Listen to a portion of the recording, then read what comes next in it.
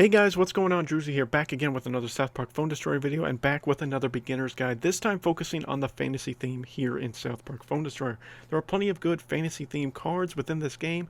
The fantasy might be the second best theme right now within the game overall. It has a lot of very top heavy cards and some decent medium range cards, and then some cards that probably you just shouldn't put any effort into whatsoever. So we're going to break down each of these cards, go through the ones that I have currently unlocked. Some of these cards are going to be a little bit more harder to obtain because fantasy is one of the last themes that you get a chance to obtain within the game, and some of them you need to be pretty high level within PvP to even obtain altogether. So I'm going to talk about all the ones that I have currently, and then even some that I don't have as far as win value comes to those cards later on in your playing experience. But of course, we're going to start off with common cards within this theme, and we're going to start with Paladin Butters, because Paladin Butters is probably one of the best assassins in the entire game.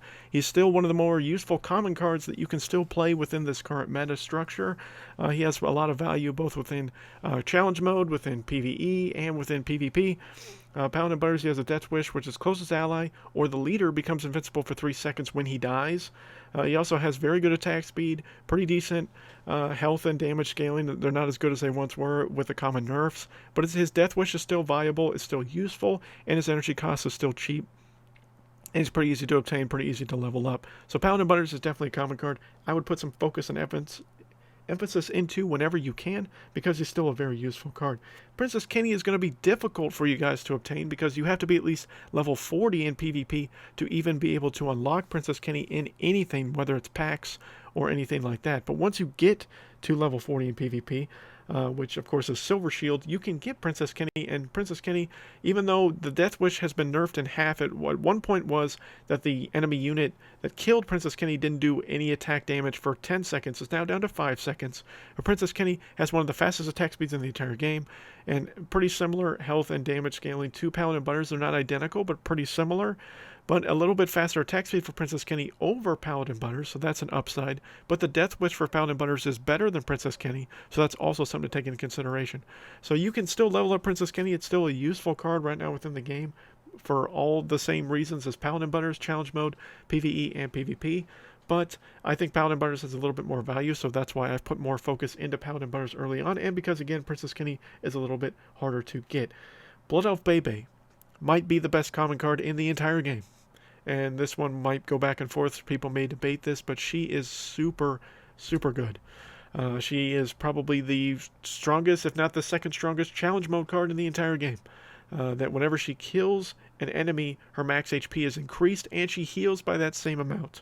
So she can become a huge, beefy backline range card if there's a lot of swarm units out there that she can just pick apart. She can pick apart chicken coop, rats, pigeons, anything that has a swarm whatsoever. Blood Elf Bebe can take apart. She can also do damage to units that aren't swarm, but primarily she's used to counter swarm units, which become extremely popular in both Silver Shield and Legendary Arena. You're going to see a lot of people with Chicken Coop once they hit past 45, because Chicken Coop is a very strong epic card. One I don't have access to yet because I haven't hit 45 in PvP with this account.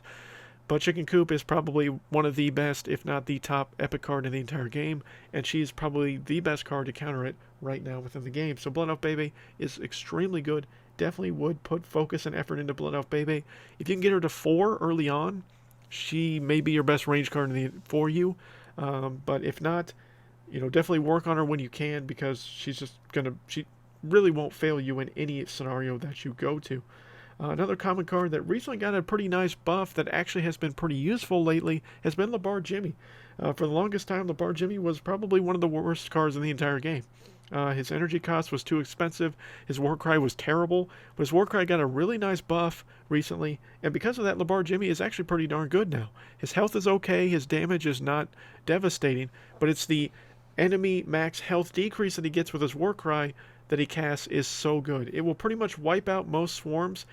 I consider it the poor man's Aerostorm. So if you don't get Aerostorm to a good level, and of course you're not running Adventure, he's the next best thing for you. It provides a similar function that what Aerostorm would provide for you. Plus, then it's a unit card that now is going to do damage and take some damage for you.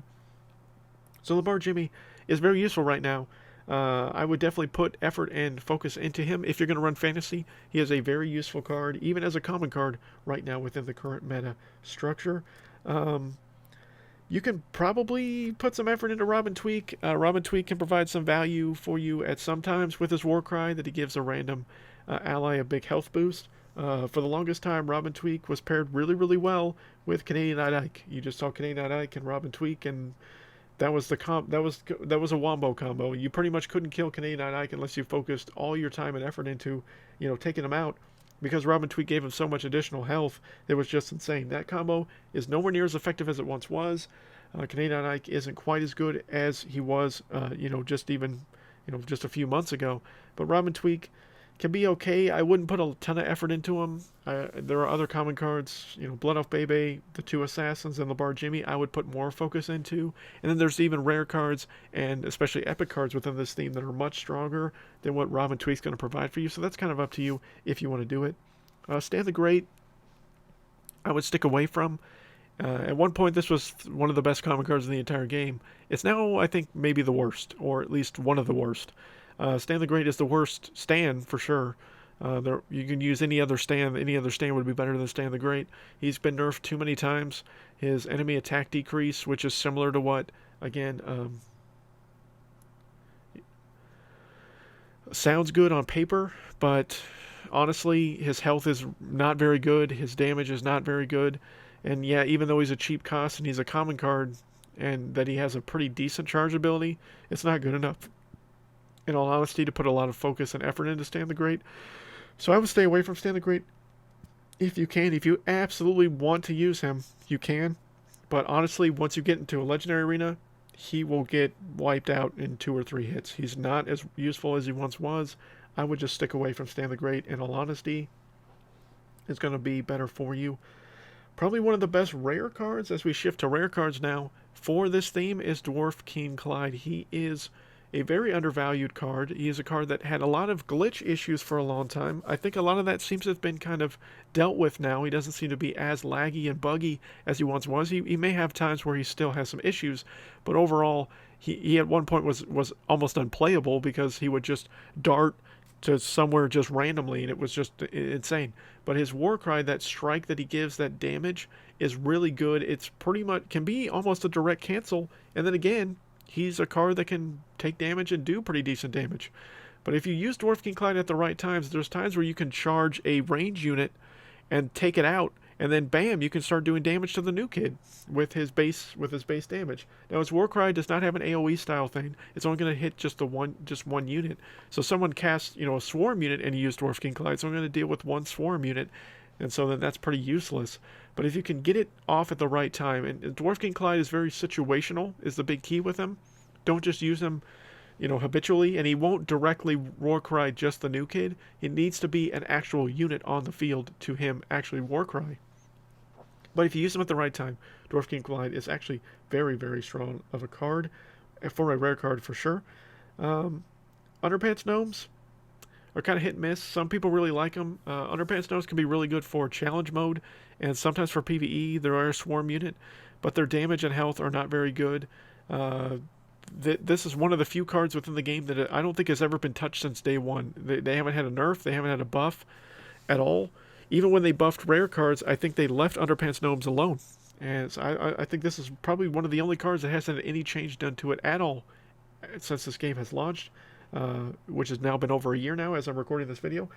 That may be subject to change in the future, but Underpants Gnomes, I don't personally like them. I don't think you should put any effort into them myself, but some people would say that you probably should. Catapult Timmy is probably one of the best range rare cards for sure in the game. Now, this is range rare cards. There are better rare cards within the game, but as far as a range rare card, Catapult Timmy is still very good. He's got good health scaling, good damage scaling. His charge ability can be useful. It's a good distraction where he launches 2 rats at whatever unit he's targeting. He can even throw it, I believe, at the new kid, if I'm not mistaken. At one point, Catapult Timmy would fire 3 rats when he cashed his charge ability, and that was almost too overpowered to where Catapult Timmy was in everybody's deck that was running Fantasy. Then they nerfed it down to 2, and then Catapult Timmy kind of went on the backside for a little while. But I've seen some resurgence of Catapult Timmy in recent memory, and I think there's, you know, viability to that, because I think Catapult Timmy, especially at 5 and 6 in Legendary Arena, is a very viable range rare card. So I would definitely put some effort into Catapult Timmy. He can be very useful for you.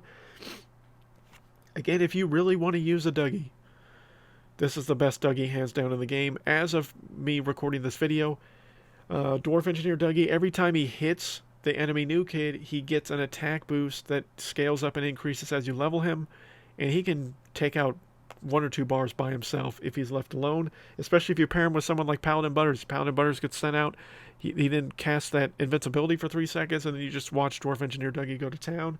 If you have a card that can heal, like Regeneration, like Hallelujah, whatever, maybe you have Father Maxi already on the new kid, and he casts out Dwarf Engineer Dougie, it can pretty much be game over. Dwarf Engineer Dougie is insane. He's the best Dougie right now. You're going to see a lot of Dwarf Engineer Dougie. It's someone you got to deal with, someone you got to cancel out if you want to, if you're playing within PvP, because hands down he's the best right now. You'll see him at all levels of PvP right now. Dwarf Engineer Dougie is a menace. He's someone that you really need to deal with. I talked about Canadian Ike a little bit earlier. He's not as viable to me as he once was. I would just kind of leave him alone and not really focus on him too much. His charge ability increases his max health and fully heals himself. Unless you're pairing him with someone like Hanky, or someone that's going to, you know, boost his amount of, you know, charge, regeneration, stuff like that, I would kind of leave Canadian Ike alone. I don't really think he's as viable as he once was. Dark Mage Craig at one point was really good. Now, in all honesty, he doesn't really scale very well. I would kind of leave Dark Mage Craig alone, personally. I think he could be better. He's not really a rare card I would put a lot of emphasis into right now. Shifting over to the epic cards for this theme, guys. Primarily, they're going to be spells, and then just the couple of cards that I currently have. So Rogue Token is going to be very good for you early game because of his Warcry, the amount of damage that he does. As you go higher and higher in Legendary Arena and cards get higher and higher level that you're going up against, his Warcry seems to have been nerfed dramatically just due to the fact that so many people have so much more health as far as epics and legendaries are concerned with the buffs that they've received a couple of months ago, to where Rogue Token kind of really takes a back seat. Rogue Token at one point was one of the best cards to deal with swarm units in the entire game, because that Warcry will affect both air and ground units, so it would just wipe out and take out swarm. Rogue Token still has value. I'm not saying don't focus on him if you're able to obtain him, but Rogue Token is nowhere near as good as he once was much later on in your higher levels of PvP, in my opinion. But Rogue Token still definitely has value for you if you're able to obtain him and use him if you're wanting to roll fantasy. Probably the best Randy card in the entire game right now, in my opinion, is the Amazingly Randy. I think the Amazing Randy is very undervalued by some people, not everybody. But I think some people have really underappreciated how good Amazingly Randy is now. The fact that the cocks that he summons, which he summons 2 at a time every time he summons them, got a boost. His range was boosted up from 3 to 4. His damage and his health was scaled with the epic buffs. All in all, Amazingly Randy is much better now than he once was. He might be one of the best range cards in the entire game right now. Not the best, but one of the best. So I really think if you really want to roll a epic range card, if you really want to roll Amazingly Randy, there is no downside to leveling him up. He is very good, very undervalued, and one of my favorite cards in the entire game. He's hilarious, just everything about him, and his usefulness is also up there and very important. So Amazingly Randy is a very strong card. Probably the worst card in the entire game is Mr. Slave right now. Leave Mr. Slave alone, guys. He looks on paper like he could be decent. His health scales pretty well. He doesn't do any damage, but again, he's a tank, so that's not his main focus. His healing when he enrages is not very good, and he recently got buffed that he spawns 3 cocks when he dies. Now the cocks will spawn at your level of Mr. Slave when he dies. Just leave him alone, guys. There are so many other cards in this theme that are better than Mr. Slave. All of them are better than Mr. Slave, in my opinion, in this theme. I would just leave Mr. Slave alone. I would not level him at all, unless some drastic changes come in the future, and I will update this if need be for that reason. But Mr. Slave is terrible. I wouldn't focus on him. There are 3 other epic cards right now within the game that I don't currently have unlocked. One of them, you can't get to your 45 in PvP, and that is Chicken Coop. If you have Chicken Coop, level up Chicken Coop, play Chicken Coop. It is probably one of the best epic cards in the entire game. Probably top 2 or 3 for sure right now. The other two cards are spell cards, which are the two spell kind of circly kind of bomb things there on the right hand side and in the middle. That is Transmogrify and Cock Magic. Those two cards are Transmogrify is a direct cancel card that turns your direct cancel into a rat that you can easily kill, and the other one is Cock Magic will turn random units, even your own units, into cocks and then come at you and attack you.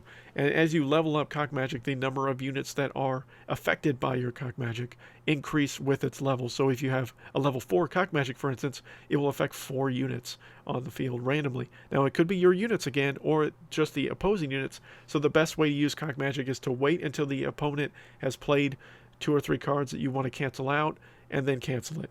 Don't do it with your units on the field if you can help it, because you may actually get your own units going up against you. And then the other 2 cards that I'm missing for this theme are both legendary cards, but we don't really talk about these in these beginner guides.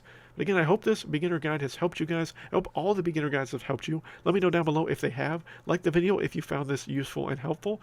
And then, of course, your feedback is always appreciated in these types of videos. It helps me create better content for you guys. But thank you guys so much for watching today's episode. And again, hope you really enjoyed these beginner guides. They've been kind of fun to make, and I hope very useful to the newer player base of this game.